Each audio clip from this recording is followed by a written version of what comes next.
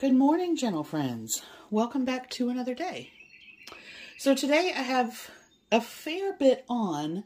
Today is a cooking for Sandy day, and I have planned and tracked what we're going to do for that, but it's actually a little earlier than normal for me, and so I'm going to start while I've got the energy and feel okay with my brunch, trying a couple of little experiments. So one of the things that a member had said to me, because I only eat the yolk in eggs because I have a histamine reaction to the whites. And I was saying that scrambled eggs are just not the same if you don't have the white in there to give it volume. And she had commented, had I ever tried it with aquafaba from chickpeas? And of course, you can whip up aquafaba to almost a meringue consistency, and it had just never occurred to me to try it as a white substitute in scrambled eggs. So we're going to try this today. So I have a can of just normal chickpeas from Aldi, and I'm going to take 3 tablespoons of the aquafaba to 1 that's a duck egg, 1 duck egg yolk to do the scrambled egg part of my biscuit. I'm going to do a turkey sausage, egg and cheese biscuit. So, 2 ingredient dough, self-rising flour, yogurt. I'm going to put a little bit of Italian seasoning in there. And then I'm going to try this for the scrambled egg part. I have some Genio turkey sausage. This particular one is, is 90 calories for 2 ounces fried, which is about 3 ounces raw. And this is a 16-ounce roll. Then I'm going to have a slice of the Kraft White American singles. They are 60 calories a slice. I've got some lettuce, some green tomato, and red onion. And if you've ever had the McDonald's breakfast bagels that they discontinued, they used to do a really gorgeous hollandaise. They called it a breakfast sauce, but it was basically a hollandaise sauce. Now, I have never made hollandaise myself because the whole constant whisking and double boiler thing just was not something I wanted to do. And I don't have a blender that has the hole in the top, but I was doing some looking around and I have found what I hope. I have no idea if it's going to work, but I'm going to try an immersion blender recipe for hollandaise sauce. Now, hollandaise in general is some form of fat, butter, or ghee, and I'm going to use ghee, egg yolks, and lemon juice. But I also found a couple of recipes where, to make it sort of a creamier aspect to it, they also add some half and half. And I saw quite a few recipes that had some Dijon mustard. So I'm going to mash all those together. And I'm going to do ghee, egg yolks, lemon juice, half and half, and Dijon mustard. So we're going to see if that works. And then I have the watermelon and cantaloupe that I cut up the other day. I will say neither of them are particularly tasty. I mean, they're okay, but I'm going to break out the tahine for that because on their own, they're okay. But yeah, I was kind of disappointed. Okay, so I'm going to get the 2 ingredient dough mixed up and in the air fryer. While that is cooking, I'm going to make the hollandaise sauce, and let's see how they go. Oh, and we'll check in on how the scrambled egg thing goes too. All right, so to get things started, I have 1/3 cup of self-rising flour, and then I have 1/8 teaspoon. Are we going to focus? There we go. 1/8 teaspoon of the Kinder's. I changed my mind. I'm actually going to use the Kinder's salt, pepper, and garlic blend.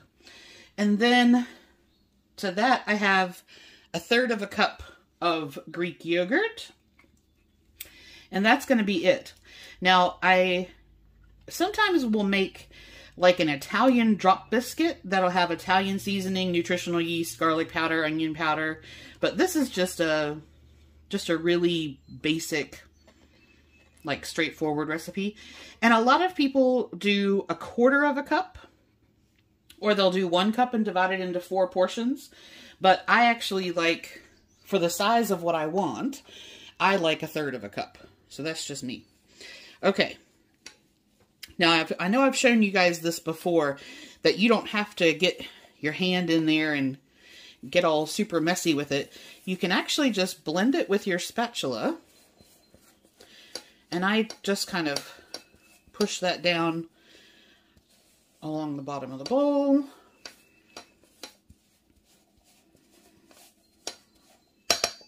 Now,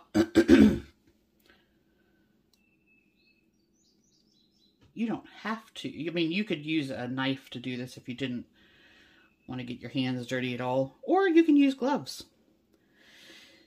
But I just wanted to get the yogurt off there. All right.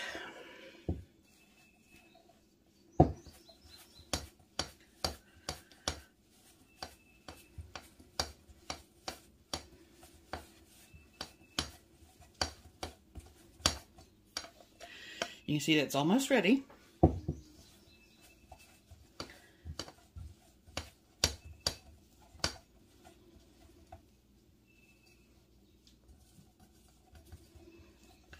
Okay. Now this is about the consistency that you want.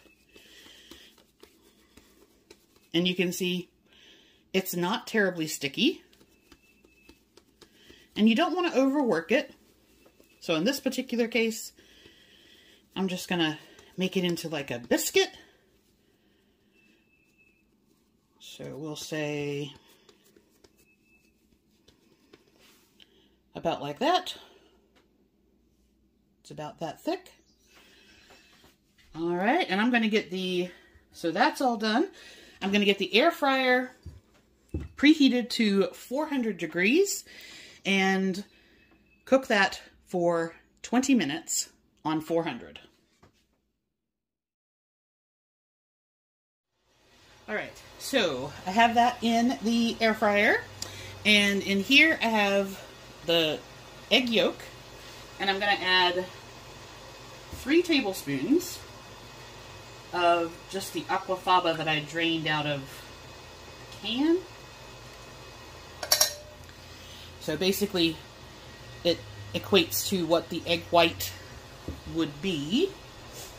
Now, the question is, will that whip up like a nice little scrambled egg?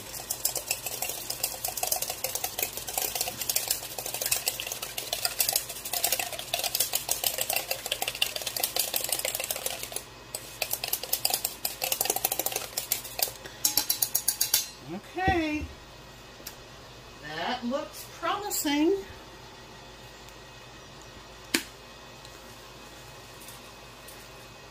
Little kinders.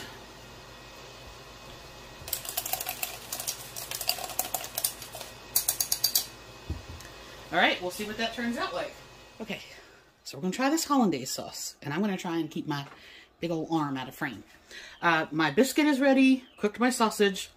The aquafaba, I mean, I don't think it made it any different than if I had added milk or something like that.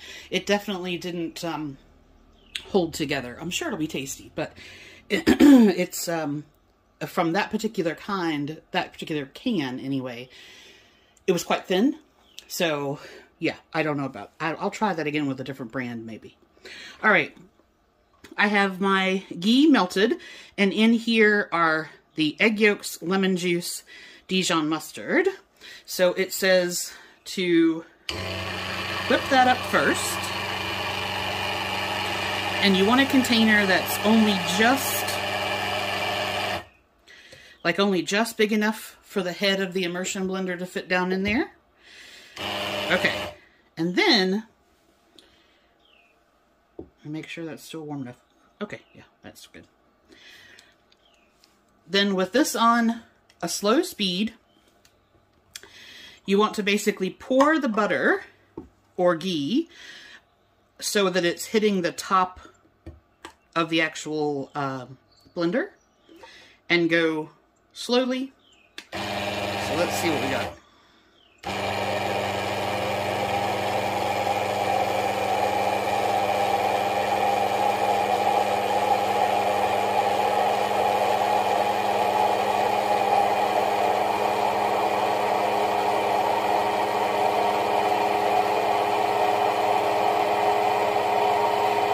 They say if the ghee is too hot, then it can cause the eggs to basically break, to curdle, or not to, well, to scramble. So I'm going to do about half, and then it said to kind of move it up and down a little bit. All right, and then I'm going to do the other half.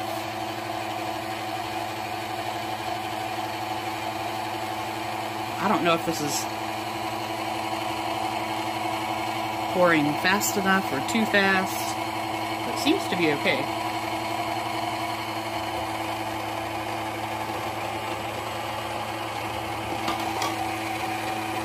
Now, if you're using butter, they say to, a lot of the recipes I saw said not to use the milk solids themselves. That seems to be all right.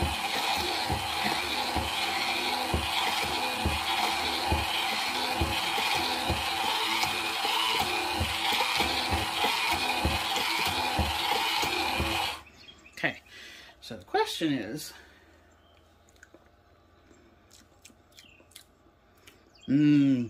y'all, that's tasty.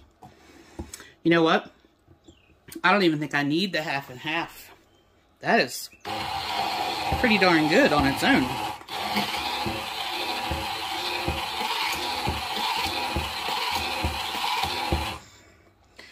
And consistency-wise, that's sort of where it is now. I think you could, I saw some recipes, I'll set that right there.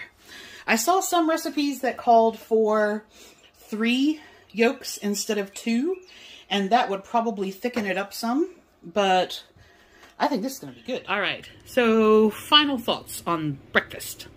For the most part, really fantastic. So first, this sauce. Oh my goodness, it's good. It is thickening a little bit as it stands, and from everything I've read, it'll keep in the fridge for about 2 to 3 days, and you're recommended not to really reheat it because then you're further cooking the eggs and that can make it go icky. I reworked the recipe to take out the half and half that I didn't use, and because I used duck eggs, I ended up with 18 tablespoons. If you use chicken eggs, I'm guessing you'll probably get like 16 tablespoons. But for me, for the duck eggs, it is 58 calories a tablespoon. 58 calories. And I put 1 tablespoon on my breakfast biscuit, and that was plenty. That was fantastic. I have some fresh asparagus that I am going to have that with, to use some of that up as well. And let's see. Okay, so the egg experiment. You know, I don't know that I'm going to do that again. I mean, it was okay. It certainly didn't, it wasn't bad, but it just, it's not the same. The turkey sausage, on the other hand, I had not had that brand, the Genio one, before. It is seasoned really, really well. That is something I would buy again. No questions there. And, of course, fruit with tahini is always good. So, okay. I'm going to catch up on a little bit of work, and then I have a couple of hours before I need to start getting something ready for Sandy and I for dinner. So I will catch up with you then.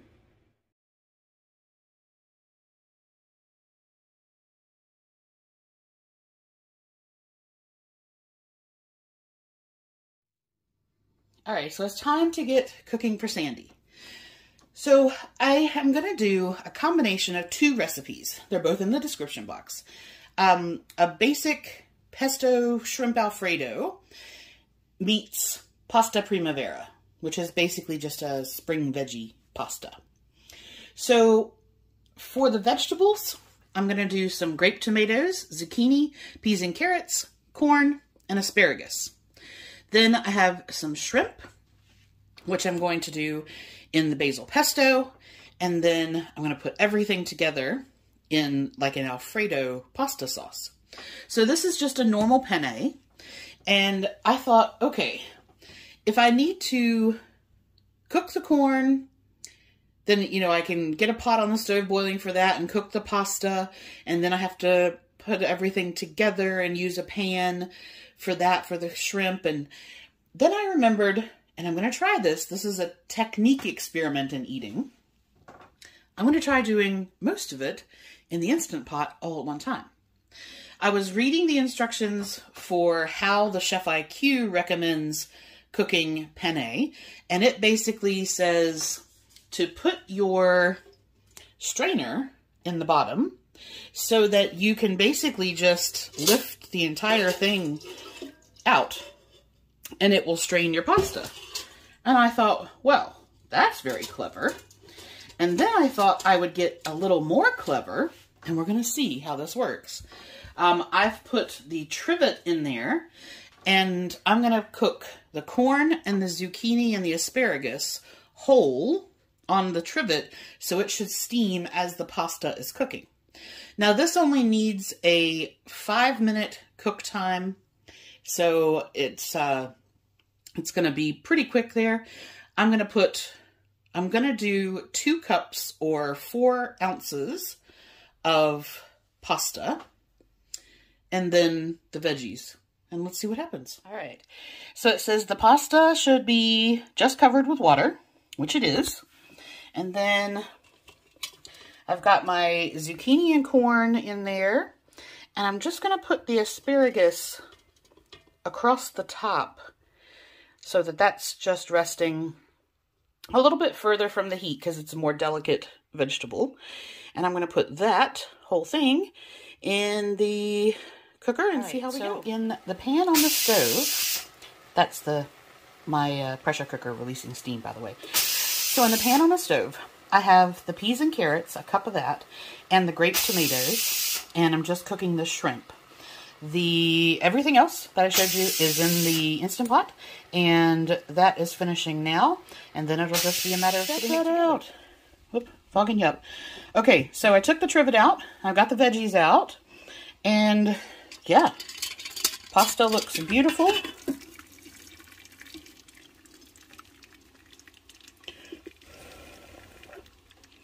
Sorry, you're all fogged up there.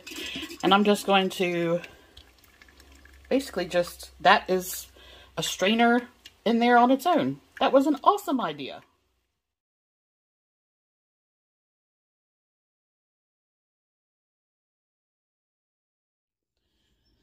Okay, so I am back from Sandy's. I've been back a little bit. And we both agreed that was not, I mean, it was okay, but, so I know why I didn't particularly like it. And that is that I had the right idea for cooking the veggies and the pasta at the same time, but it overcooked the zucchini and asparagus because they only go in normally for 1 to 2 minutes, not 5. So they were like, for me, it was overdone. And the pasta trick worked out really well, but I probably would cook, again, for me, I like my pasta a little more al dente, so I would probably take maybe a minute off of the cooking time for me.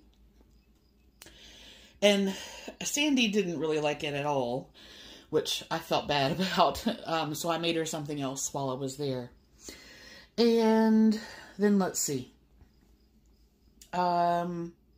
Oh, and I had, after an unsatisfying dinner, I had one of the little bags of Ruffles, and I didn't video that, but I'll put that in here now.